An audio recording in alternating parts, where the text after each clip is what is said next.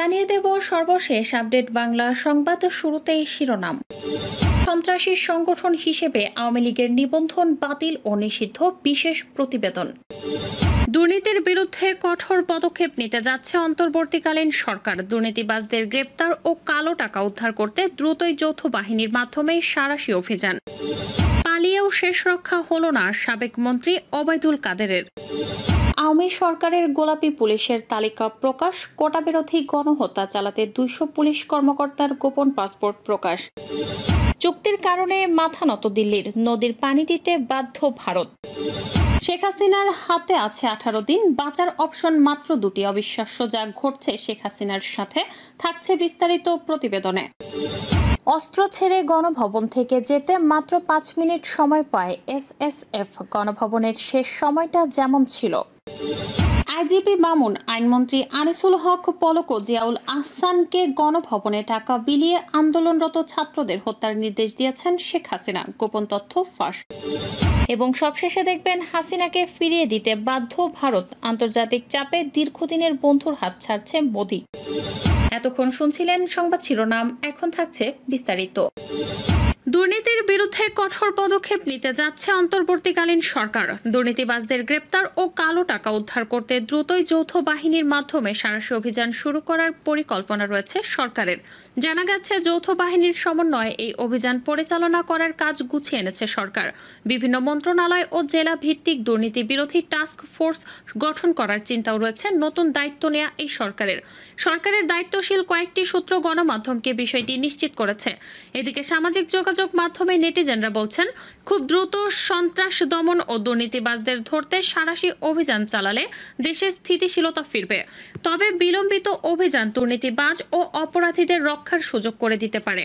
উল্লেখ্য, 2007 সালের 11 জানুয়ারি সেনা সমর্থিত ডক্টর ফখরুদ্দিন আহমেদের নেতৃত্বাধীন তত্ত্বাবধায়ক সরকার দায়িত্ব গ্রহণের পরপরই সন্ত্রাস ও দুর্নীতির বিরুদ্ধে সাঁড়াশি অভিযান পরিচালনা করেছিলেন। সে সময় দুর্নীতিবাজদের মধ্যে ব্যাপক আতঙ্ক দেখা দিয়েছিল। দুর্নীতিবাজদের অনেকেই রাস্তায় গাড়ির টাকার ব্যাগ ফেলে পালিয়ে যাওয়ার ঘটনা ঘটেছিল সেই অভিযানের ফলে। এর আগে 1996 সালেও বিচারপতি হাবিবুর রহমানের নেতৃত্বাধীন তত্ত্বাবধায়ক সরকার এসে একই ধরনের অভিযান পরিচালনা করেছিলেন। সে সময় অনেক দুর্নীতিবাজ দেশ থেকে পালিয়ে গেলেও গ্রেপ্তার হয়েছিলেন অনেক রাজনীতিবিদ ও ব্যবসায়ী। তবে অভিযান সংশ্লিষ্ট অনেকের গণমাধ্যমের কাছে জানিয়েছেন, 1996 ও 2007 সালে তত্ত্বাবধায়ক সরকার গঠন আর 4 জুলাই নোবেল জয়ী ডক্টর মোহাম্মদ ইউনূসের নেতৃত্বাধীন অন্তর্বর্তী সরকার গঠনের প্রেক্ষাপট সম্পূর্ণ ভিন্ন। এবার তীব্র গণ আন্দোলনের মুখে সরকার পতন হয়েছে। দেশ কার্যত কয়েকদিন পুলিশ ও প্রশাসন বিহীন চলেছে, যা ইতিহাসে নজিরবিহীন। এমনকি এখন পর্যন্ত পুলিশের অনেক কর্মকর্তা পলাতক আছেন। সরকার এখনও দেশকে স্থিতিশীল করতে কাজ করে যাচ্ছে। তবে শিগগিরই অভিযান পরিচালনা করতে সরকার সবকিছু চূড়ান্ত করে এনেছে। পুলিশকে কাজে ফিরিয়ে বাহিনী পুনরায় গঠনের জন্যই এবার যৌথ অভিযান এখনও শুরু করা যাচ্ছে না। জানা গেছে, এবার দুর্নীতির বিরুদ্ধে অভিযান হবে ভিন্ন রকম, যা দৃষ্টান্ত হয়ে থাকবে। সরকারের দায়িত্বশীল সূত্র থেকে জানা গেছে, টাস্ক ফোর্স গঠিত হবে বিভিন্ন মন্ত্রণালয়, দপ্তর, অধিদপ্তর ও জেলা ভিত্তিক। সেনাবাহিনী টাস্ক ফোর্সের মূল দায়িত্ব পালন করলেও তাদেরকে সহযোগিতা করবে বিজিবি, র্যাব ও পুলিশ।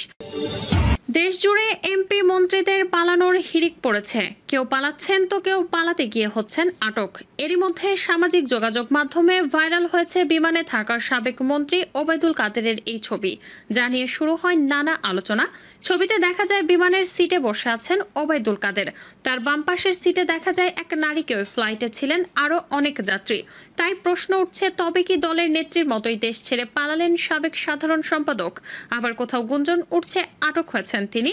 এছাড়া জাতীয় নির্বাচনের পর থেকে প্রতিদিন মিডিয়ার সামনে কথা বলেও বৈষম্য বিরোধী ছাত্র আন্দোলনের শেষ মুহূর্তে মিডিয়ায় তাকে কথা কম বলতে দেখা যায়। তাই সবার মাঝে একটাই প্রশ্ন, কোথায় আছেন আওয়ামী লীগের সাবেক সাধারণ সম্পাদক ওবায়দুল কাদের? আওয়ামী নেত্রী শেখ হাসিনা দেশ ছেড়ে পালানোর পর বিপাকে পড়েছেন তার এমপি মন্ত্রীরা, যেভাবে পারছেন গা ঢাকা দিচ্ছেন।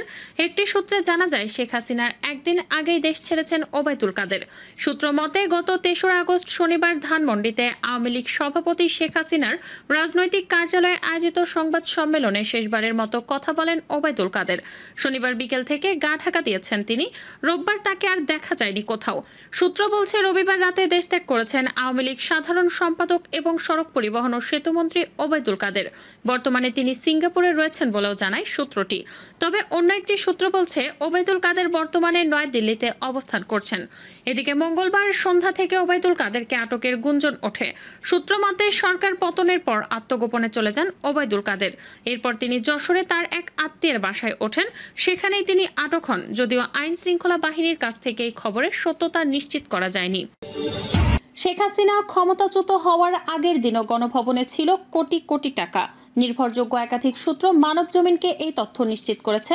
৪ আগস্ট রাতে ক্ষমতাচ্যুত প্রধানমন্ত্রী শেখ হাসিনা একাধিক নেতা ও নিরাপত্তা সংশ্লিষ্ট ব্যক্তির সঙ্গে বৈঠক করেন। এই সময় টাকা বিলি বন্টন করা হয়।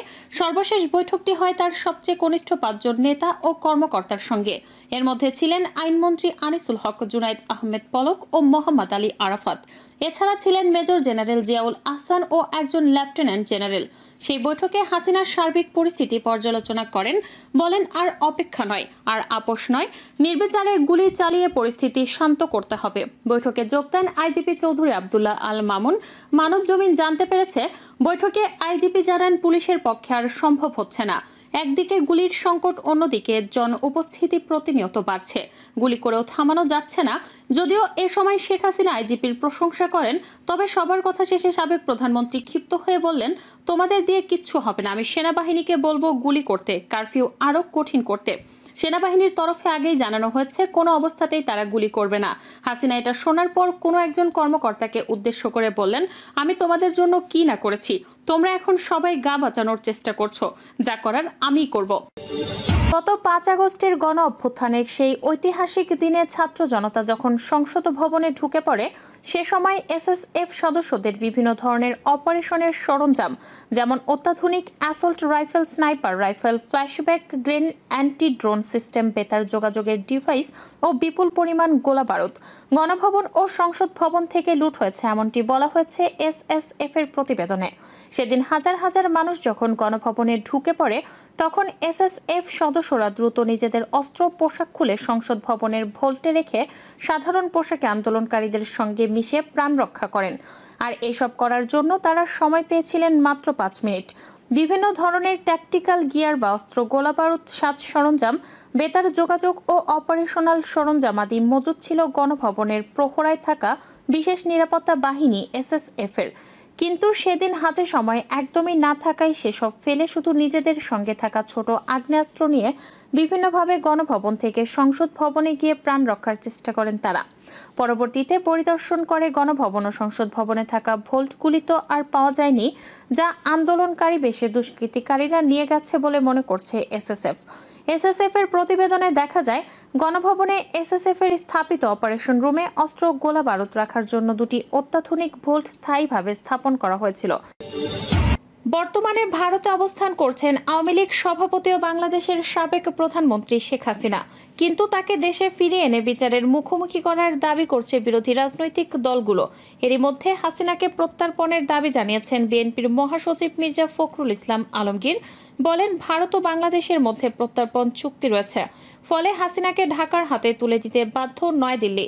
বিষয়টি নিয়ে ভারত কোনো প্রতিক্রিয়া না জানালেও এ নিয়ে একটি প্রতিবেদন তৈরি করেছে দেশটির সংবাদ মাধ্যম আনন্দবাজার।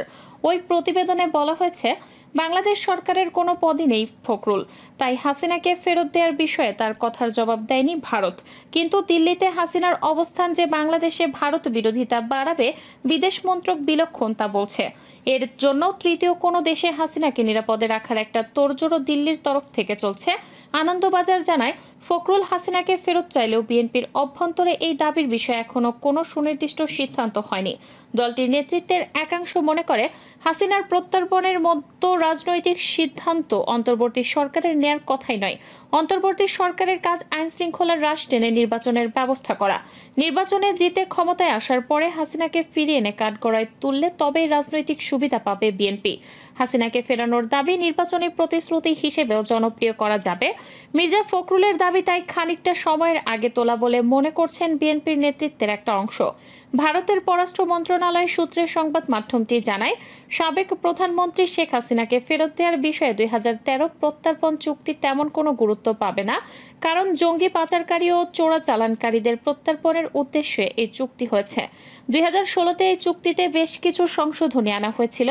কোনো দেশ যদি মনে করে রাজনৈতিক কারণে কাউকে প্রত্যর্পণের দাবি জানানো হচ্ছে, তবে তার দাবি মানতে বাধ্য নয়।